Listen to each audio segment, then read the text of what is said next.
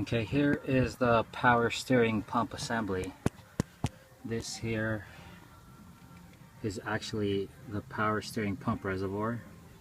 There's your power steering pulley, and these are the 4 bolts you need to take out to remove the power steering assembly. It's this one, this one, this one, and this one down here. I already took out the belt. The belt's the easy thing to do. Very basic. This bolt right here is tough to get out with the open end wrench, so I recommend using a socket set, probably even a deep socket. You got this one and you got that one, but to get to this one you need to move this over.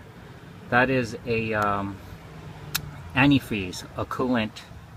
I believe it's a return to the water pump.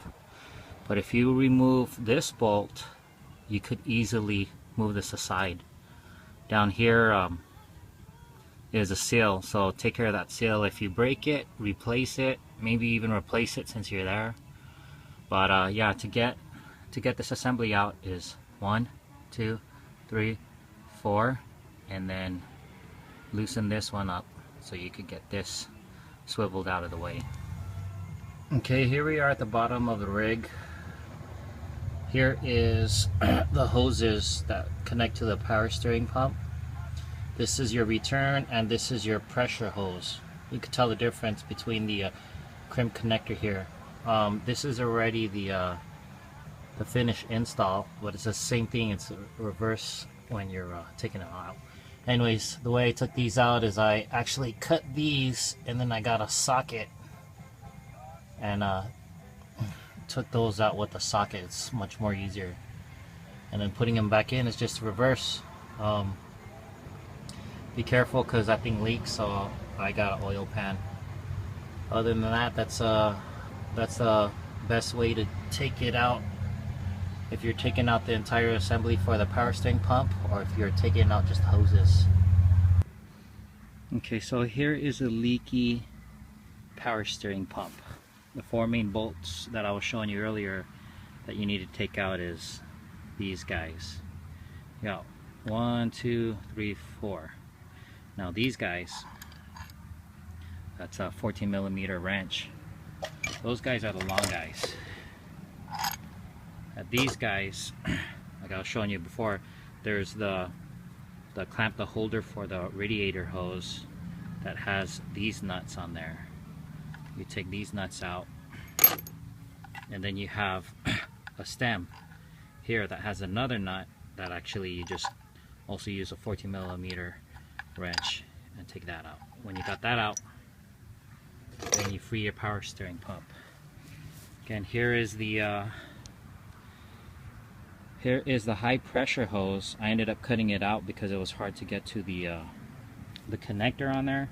So I cut it out and I put a deep socket wrench. Give me more leverage and more room. And here's your supply. You can tell by the crimped connecting end right here that this is the high pressure hose. You want to take note where you took it off so you put it back in the same place. So here's a power steering pulley. And here I have this pulley remover. You can get it at AutoZone, any auto parts. But using this, make it a lot easier. You need 2 wrenches, one there, and you're going to need the other one up here. So they're going to be working against each other.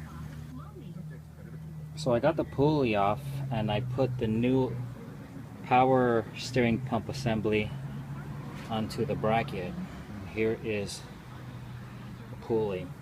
So what I'm going to do is put that on there, and then I have this tool. It's a pulley installer.